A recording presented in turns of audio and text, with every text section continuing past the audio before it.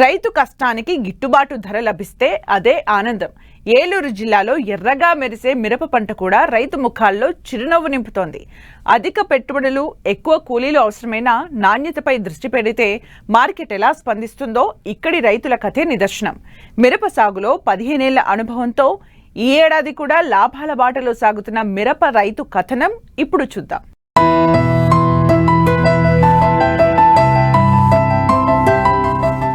ఏలూరు జిల్లా కుక్కునూరు మండలం ముత్యాలంపాడు గ్రామం. ఇక్కడి రైతుల ప్రధాన వాణిజ్య పంట మిరప. అధిక విస్తీర్ణంలో సాగు చేస్తూ ప్రతి ఏటా మంచి దిగుబడులు సాధిస్తున్నారు. మిరప పంట అంటేనే అధిక పెట్టుబడులు, ఎక్కువ సంఖ్యలో కూలీలు, మరింత శ్రద్ధ అవసరమైన సాగు విధానం. అయితే మార్కెట్లో మంచి ధర పలుకుతుండటంతో ఇక్కడి రైతులు ఏటా ఇదే పంటపై ఆశలు పెట్టుకుంటున్నారు.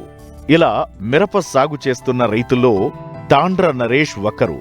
గత 15 ఏళ్లుగా మిరప సాగులో అనుభవం ఉన్న ఈ రైతు ఈ ఏడాది కూడా 15 ఎకరాల్లో మిరప పంట సాగు చేపట్టారు. ఇప్పటికే 2 కోతలు పూర్తయ్యాయి.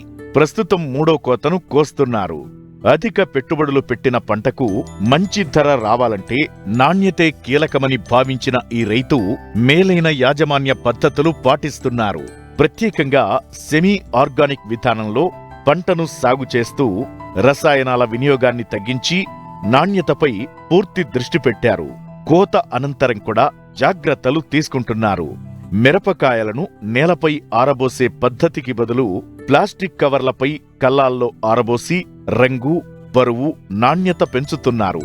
దీని ఫలితంగా మార్కెట్లో మిరపకు అధిక ధర పలుకుతోంది. నేను గత 15 సంవత్సరాల నుంచి మిరపతోట వ్యవసాయం చేస్తున్నాను. మిరపతోట మంచిగా మనకి దిగుబడి రావాలి, మంచిగా ఉండాలంటే మనం కొన్ని జాగ్రత్తలు ముందు పాటించాల్సిన అవసరం ఉంటుందండి. ముందుగా చేను విషయంకి వస్తే ఏప్రిల్, మే నెలలోనే లోతు దుక్కులు దున్నుకోవాలండి. చేను లోతు దుక్కులు దున్నుకోవడం వల్ల లోనున్న వైరస్, బ్యాక్టీరియా, చెడు బ్యాక్టీరియా చనిపోవడం జరుగుద్ది. ఇందులో ఇంకో ముఖ్యంగా ఏంటంటే విత్తనాలు కూడా మెయిన్ ఇంపార్టెంట్ అండి. మంచి రకాలు, మేలైన రకాలు ఎంచుకుంటే దిగుబడులు వస్తాయండి.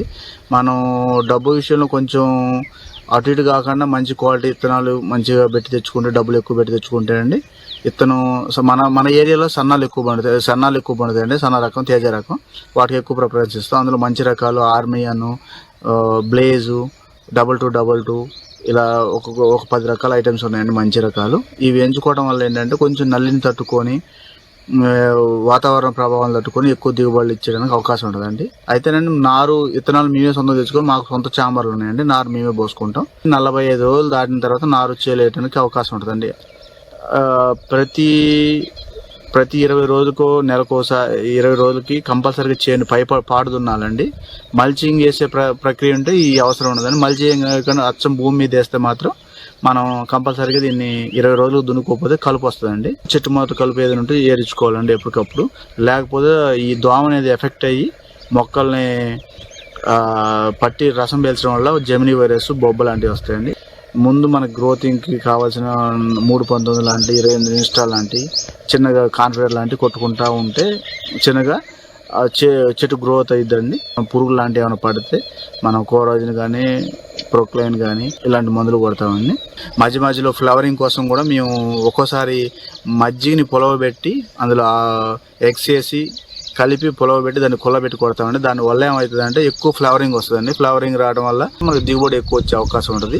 ఇవి కాకుండా బయట దొరికే ఆర్గానిక్ మందులు, వాయంత్ర లాంటి, వైకే స్టార్ లాంటి ఆర్గానిక్ మందులు కూడా ఎక్కువ వాడతామండి. ఆర్గానిక్ మందులు వాడటం వల్ల మనకి ఏంటంటే కెమికల్ అనేది ఎక్కువ యాడ్ అవ్వకుండా ఉంటుంది.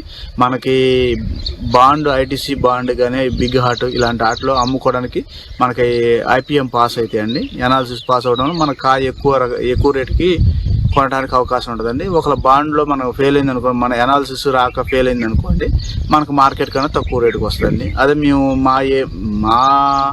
మా వింజనీర్ గ్రామంలో మొత్తం 99% రైతులు మొత్తం కూడా మంచి బెస్ట్ మందులు, ఆర్గానిక్ మందులు కొడడానికి చూస్తారండి. కెమికలైజ్డ్ కాకుండా మామూలుగా ఎక్కువ ఆర్గానిక్గా ఉండే విధంగా చూస్తారు.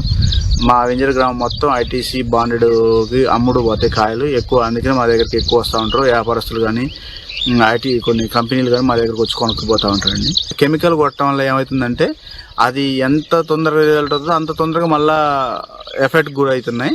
ఈ ఆర్గానిక్ వాడటం వల్ల రిజల్ట్ స్లోగా ఉంటుంది, కానీ వచ్చిన రిజల్ట్ తొందరగా పోకుండా అట్టే నిలబడి ఉంటుందండి.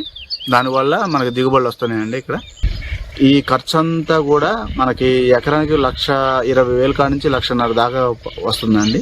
ఒక ఎకరం మిర్చి తోట వేయాలంటే మనకి 1,20,000 నుంచి 1,50,000 దాకా ఖర్చు వస్తుందండి మనకి.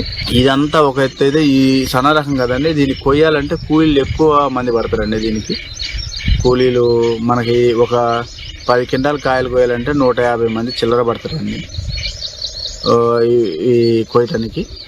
సన్న రకాలు కాబట్టి అదే లావులకైతే ఇంత అవసరం ఉండదండి. ఒక 8 మంది 10 మంది లోపే లావులకి అయిపోద్దండి. దానికి దీనికి వ్యత్యాసం ఒక 5-6 మంది ఎక్కువ సన్నాల రకానికి ఎక్కువ పడతారండి. ఒక సీజన్కి వచ్చేసి 6 కోతలు 7 కోతలు కోస్తామండి మిరపకాయలు మేము. ప్రతి కోత కూడా మనం కోసిన కాడ నుంచి 7వ రోజుకి కాలంలో ఆరుదలకు వస్తాయి. 6వ రోజు మనం కోసిన కాడ నుంచి 7వ రోజు నుంచి కాయలు తాలుగాయ అందులో వైట్ కాయలు ఉంటాయండి. అవి ఏరి మనం కాయలని మార్కెట్లో అమ్మటం, లేకపోతే మాకు కలర్ కాడికి వచ్చి కొనుక్కుపోతూ ఉంటారండి మా దగ్గర. ప్రతి కోతకు కూడా మేము తళ్ళు పెట్టుకుంటా ఆ కాయ తడి పెట్టి కాయ కోయటం వల్ల ఏంటంటే కాయ నీరుండి మంచి క్వాలిటీ కనపడుద్దండి. ఎప్పుడైనా మనం కోత కోయాలనుకుంటే తడి పెట్టి కోయాలండి. కోయటం వల్ల ఏమవుతుందంటే మనకి మంచి దిగుబడి వచ్చే అవకాశం ఉంటుందండి. దిగుబడి వస్తుంది, ప్లస్ కాయ నీరు ఉన్నప్పుడు కాయ దాని రంగు క్వాలిటీ మంచి అట్రాక్షన్ కనపడుద్ది.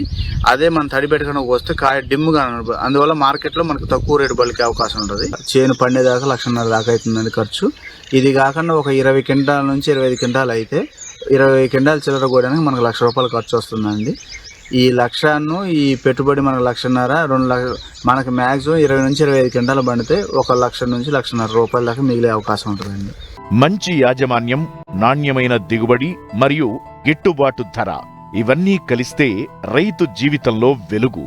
ముత్యాలంపాడు రైతు నరేష్ సాగు విధానం ఇతర రైతులకు ఆదర్శంగా నిలుస్తోంది.